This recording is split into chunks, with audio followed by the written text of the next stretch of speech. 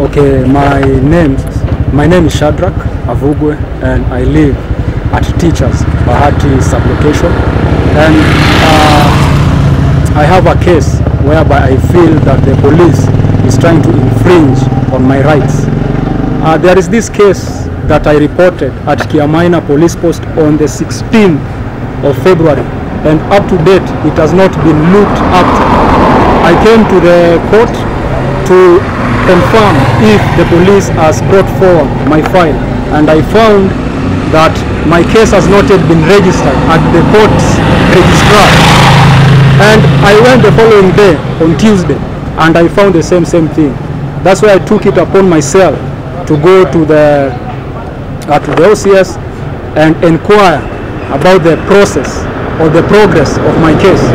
And the OCS insisted that I should bring another witness for him to bring the case forward. And the nature of my case does not need another witness. It's a case about a landlord harassing me through his agent. The landlord has been switching on and off the power which I buy myself because I use the power tokens. And in the process of switching on and off my power tokens, my laptop got spoiled, and I concluded that that is malicious damage, because I don't understand why a landlord can switch on and off my power tokens which I buy myself from the Kenya Power because of rent. And I've been paying rent, even if we can check the records, because the agent has all the records, and I have all the records by myself because I normally pay my rent through M-Pesa. I can print the statement from the Safaricom and it will clearly show that I've been paying my rent. Now the landlord has been harassing me on the background that I don't pay rent. That's why he keeps switching on and off my power, which spoiled my laptop. The laptop, I use it to earn a living. That's like my djembe, because I'm a digital marketer, I'm a graphic designer, and I'm a writer. So from 16th up to date, I've not been working. I've not been making any money. I've been struggling. I've been struggling honestly to make a living. So the landlord plus the police, I think they have been conspiring to deny me justice, because justice delayed is justice denied. According to the law, as I understand, a person who gets arrested should be taken to court within 24 hours. But in my case, I don't understand why up to date nothing has happened. Not any process has taken through. Not anything has been done. The OCS plus the investigation officer, they have been lying to me. They have been using dubious means to coerce me to cooperate according to what they think. And I think that is not the law. The law requires a person to be taken to court, then the court decide on the matter. It's not a matter of the police to conclude a case, to go through a justice system, a legal system, and determine that what is right and what is wrong. I feel that my rights have been infringed on. I've not been working, I've not been making any money, and I've been harassed all through, up to date. And up to date, I've not yet received any justice. My case is not in the court as we are speaking. This morning, I've gone to the OCS, and the OCS has told me to produce a witness.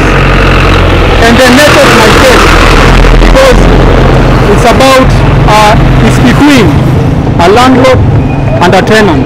So I'm only responsible of my house, and that is what I did, because I reported a case which took place within the vicinity that I pay for, within the jurisdiction that I live in, within the jurisdiction that I pay for, live in, and own.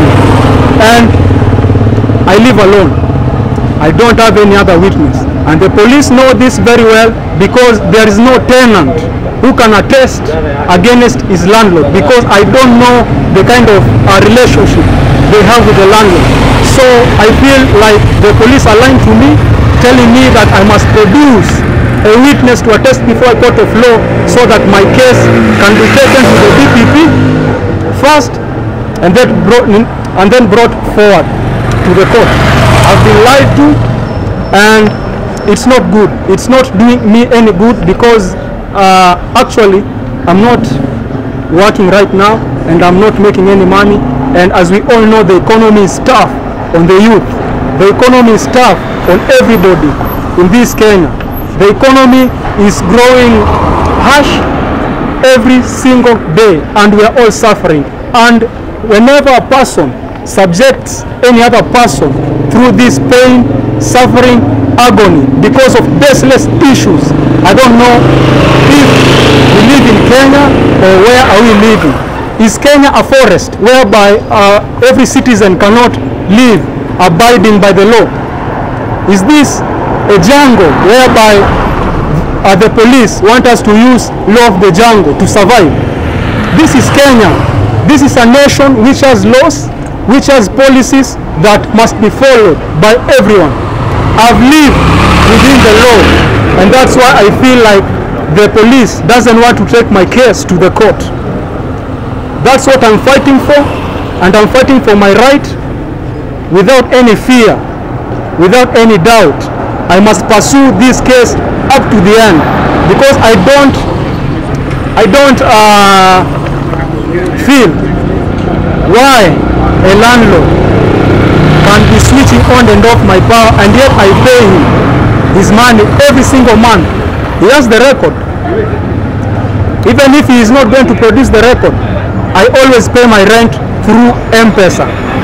I'll go to the M-Pesa, to the Safaricom house, and print all the statements from 17th of November 2021.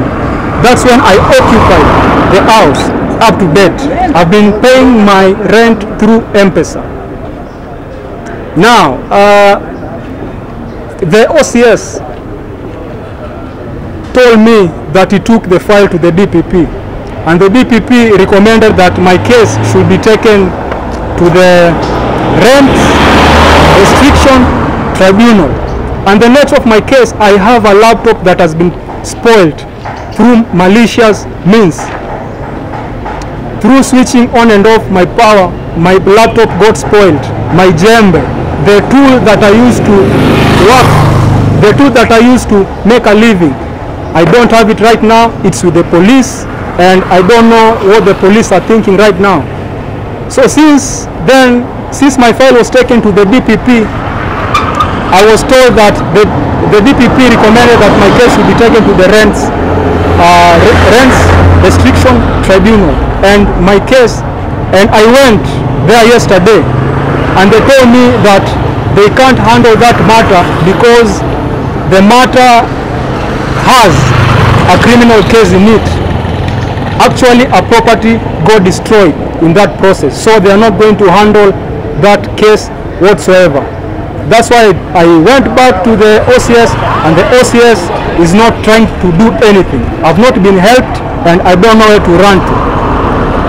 Kenyans, let's stand together in this. I'm a youth, I'm your fellow youth, I'm your son, I'm your brother, and I'm a father. So let's stand together in this, because no one is allowed to infringe on any other person's right because he is rich, he is wealthy, he has money, he lives outside within the borders, he comes from a wealthy family, he is a what, he is a state, what, I don't know.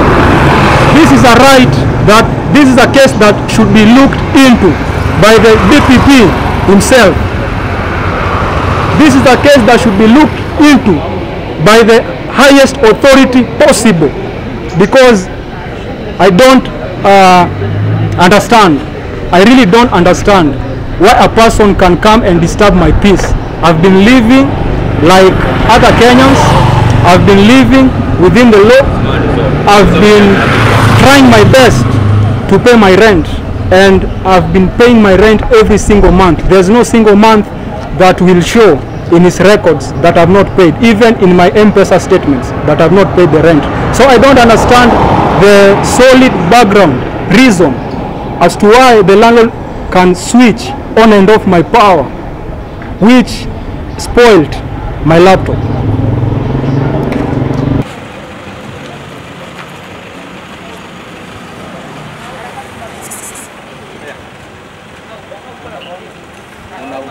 Unauliza kwanza, unajua lazima niulize kwanza ni unachukua picha. Unajua kama muziki unaenda tu karibu na kuchukua picha sasa hivi. Sasa